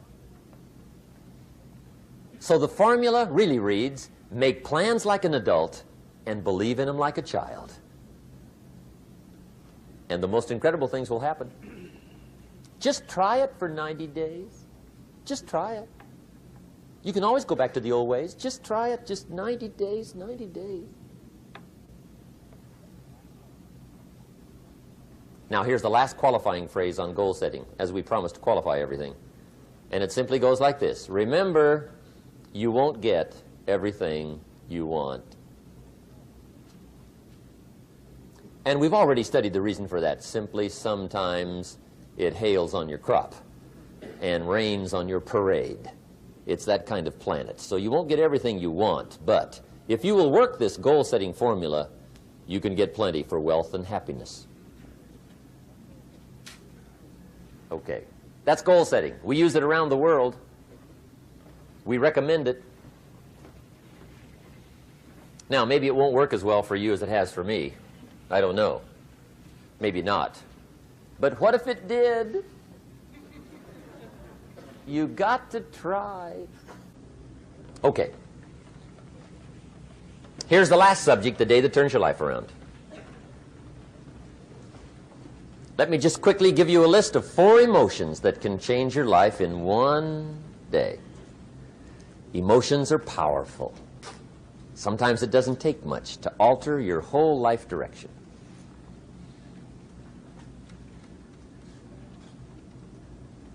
Okay, here they are. Number 1, disgust. Powerful emotion. Disgust says, I have had it. See, that could be the day. The day you can say, I've had it. And whether you've had it with something small or something major, the day you can say, I've had it, may not be the day it ends, but the day it begins. That's what I said when that little Girl Scout left my door when I'm 25. I give her the big lie, she leaves, I say, I don't want to live like this anymore. I've had it with lying and being broke. Powerful day. The man's finally had it with mediocrity. He's had it with being a loser.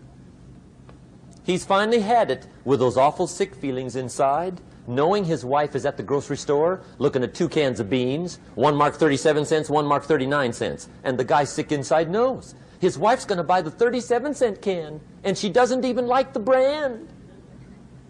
Do you know why she's going to buy the 37-cent can? To save 2 cents. The guy sick inside finally says, I've had it. Being on my knees in the dust looking for pennies, we're not living like this anymore.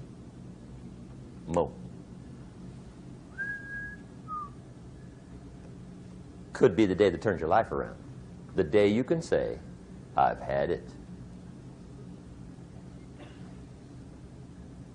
He walks into his closet and rips everything in it to shreds and says, I've worn this embarrassing stuff for the last time. And not only will I never wear it again, no one else will ever wear it again.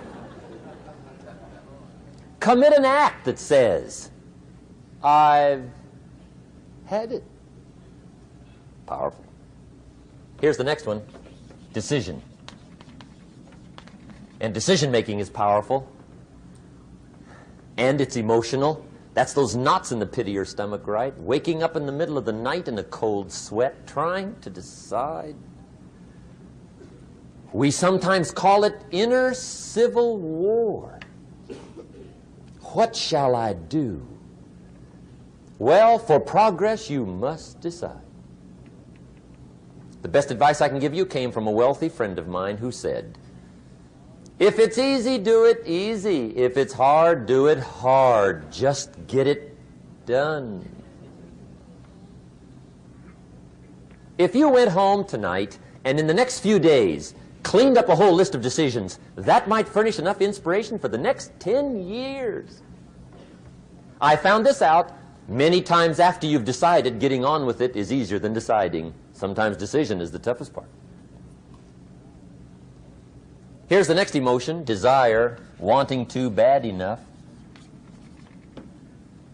And I don't know how to tell you to want to. That's something you've got to come up with.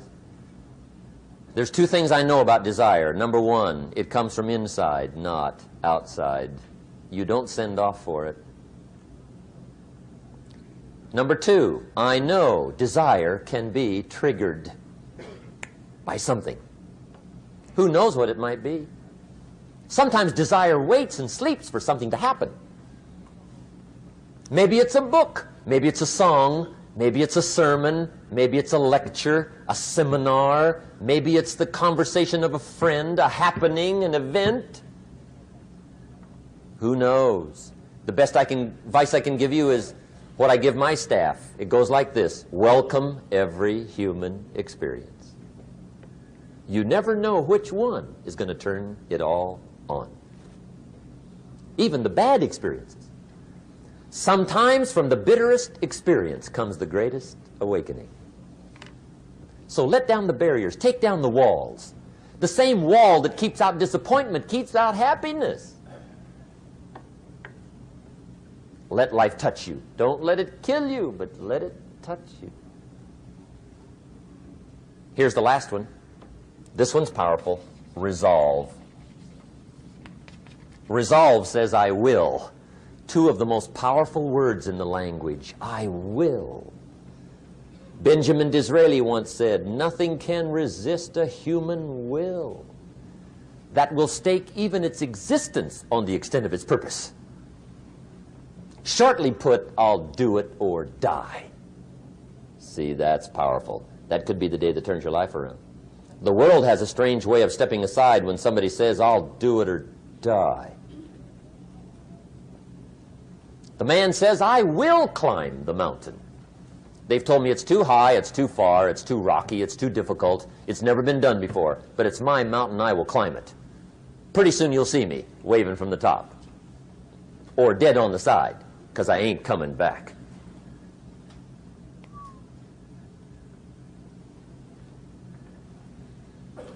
The best definition I ever got from the word resolve came from a little junior high girl in Foster City, California, up north. I'm talking to the junior high kids one day. I love to ask kids definitions. They come up with beauties. I got to the word resolve and I asked, who can tell me what resolve means? And I got several hands, and they were all pretty good, but the last one was the best. Little girl, about 3 rows back, held up her hand. She said, Mr. Rohn, I think I know what resolve means. I said, darling, what do you think it means? She said, I think it means promising yourself you will never give up. I said, that's it. Webster, stand aside. That is the definition. Promise yourself you will never give up. I asked the kids, how long should a baby try to learn how to walk? How long? How long would you give your average baby before you shut him off? How long? See, any mother in the world would say, you're crazy. My baby's going to keep trying until it learns how to walk. What a magic formula. Now let me show you what triggers all emotions into activity that brings results. And results is the name of the game. Here it is. Action. Finally, you must do something about how you feel. Jesus, the master teacher, said, don't just be listeners, be doers. The world admires the doers. Whatever it takes to get you to try harder, read more, set your goals, and go for it. Here's the next attitude disease. Over-caution. Some people never will have much. They're too cautious. Now, you can also be too reckless, but you can also be too cautious. This is called the timid approach to life. And my caution was always the risk. Risk used to drive me right up the wall. I used to say, what if this happens? It's called the language of the poor. What if this happens? And on top of that, if this was to happen, look at the fix I'd be in. I better not try. I could always ace myself out. Then I'll tell you what changed my whole life when I finally discovered it's all risky. The minute you were born, it got risky. If you think trying is risky, wait till they hand you the bill for not trying. If you think investing is risky, wait till you get the tab for not investing. See, it's all risky. Getting married is risky. Having children is risky. Going into business is risky. Investing your money is risky. It's all risky. I'll tell you how risky life is. You're not going to get out alive. That's risky. The Englishman says, well, if that's the way it's going to work out, let's give it a go. Right, that's what it's for. Give it a go. Somebody says, yeah, but I'm looking for safety and security. Fine, then huddle in a corner. We'll cover you with a sheet, bring you 3 meals a day. And we'll protect you, feed you, look after you, care for you. We won't let anything happen to you. And you'll probably live to be 100. The guy said, well, yeah, I'd live to be 100. But what a way to live. Right. What a way to live, safe and secure. Don't ask for security. Ask for adventure. Better to live 30 years full of adventure than 100 years safe in the corner. And see, it's not important how long you live. What's important is how you live. Here's the next attitude disease. We're almost through with this motley list. In fact, we're almost through. Hang on. The next one is pessimism. Pessimism, the deadly disease of always looking on the bad side, the problem side, the difficult side, checking all the reasons why it can't be done. The poor pessimist leads an ugly life. He doesn't try to figure out what's right. He tries to figure out what's wrong. He doesn't look for virtue. He looks for faults. And when he finds them, he's delighted. How ugly. This is the poor guy who looks through the window, doesn't see the sunset. He sees the specks on the window.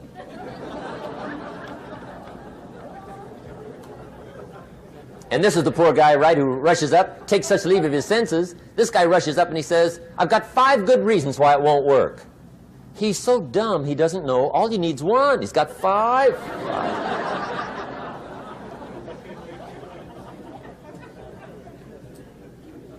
To the pessimist, the glass is always half empty. To the optimist, the glass is half full. Why would the same measure affect people 2 different ways? Answer, it all depends on how you look at it. Our lives are mostly affected by the way we think things are, not the way they are. The way we think they are affects us most. There's a subject we don't have time to get into tonight called better thinking habits. One of the major things Shove taught me when I met him, he said, poor thinking habits keeps most people poor. Not poor working habits. Most people work hard, but they don't think hard. And Shove taught me that the mind is like a factory, a mental factory. And whatever you think about all day long pours ingredients into this mental factory. And that's what builds the economic, social, financial fabric of your life. He quoted me a Bible phrase that says, as you think, so you become. How awesome. When he talked about poor thinking habits, he had me. I used to start the day reading the morning newspaper. I mean, you can believe that or not. I'd get a cup of coffee and read the paper. I'd load up on wars and riots and murders and stabbings and killings and bank robberies and muggings and car wrecks and tragedies. I'd even read the back pages. I seem to like that stuff for some weird reason. I'd load up on all that, and then I'd start the day. You can imagine the kind of days I used to have. You walk around on your financial knees. They call you economic peewee.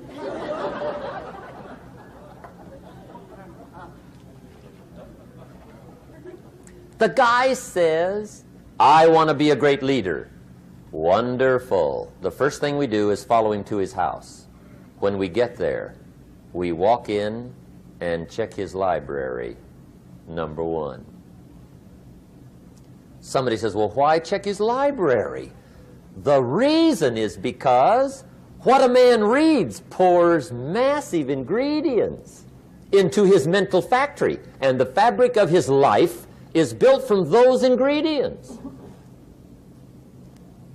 You would not believe what some people have got in their house to read. You would not believe. One of the best dressed up words I know for a lot of it is trash. Can you imagine dumping a barrel of trash into this mental factory every day and coming out with a rich, dynamic, positive life? It can't be done. You might as well try making a cake with cement. The kids back in Danbury, Connecticut, high school, they're asking me questions one day. I'm talking to the kids. Kids got good questions these days. One of them said to me, Mr. Rohn, how do you build the good life? I said, it's simple. It's not easy, but it's simple. Here's how you build anything. Select the right ingredients, keep out the wrong ingredients, and it starts with thought. Everything starts with thought. So you must be wise and careful what you think about, because that starts everything. You got to be wise and careful. I asked the kids, what would happen if somebody dropped sugar in my coffee? They said, well, you'd be okay. I said, what if somebody dropped strychnine in my coffee? They said, well, you'd be dead. I said, correct. Lesson 1. Life is both sugar and strychnine. You gotta be careful. I said, what if my worst enemy drops in the sugar? They said, will you be okay? I said, what if my best friend, even by accident, drops in the strychnine? They said, well, you'd be dead. I said, correct. Lesson 2, watch your coffee.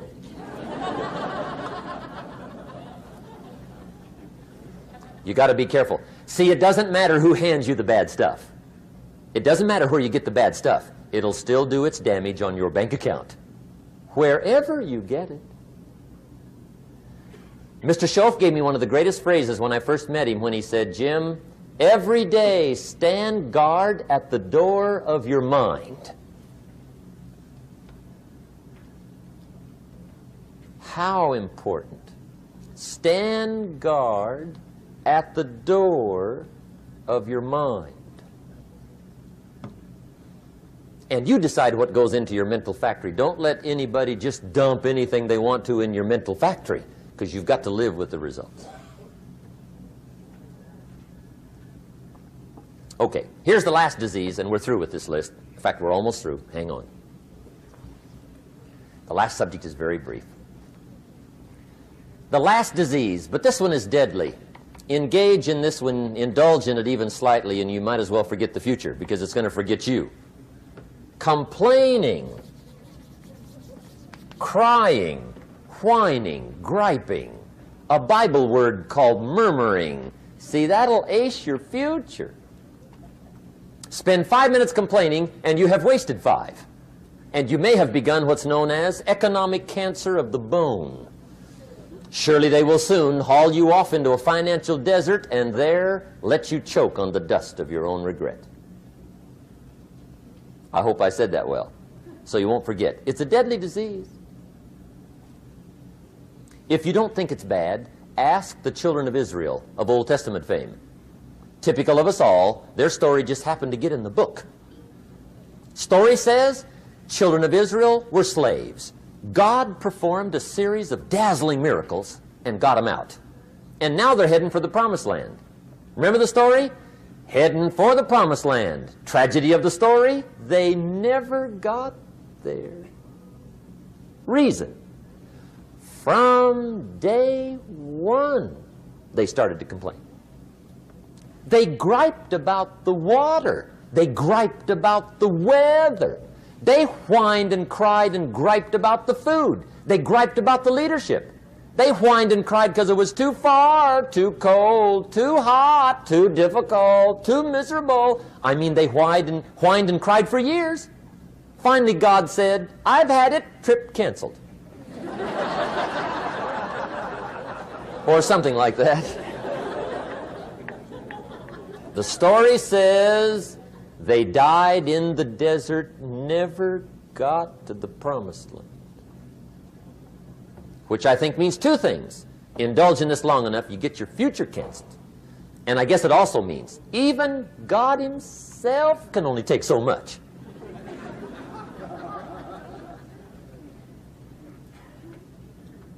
Okay.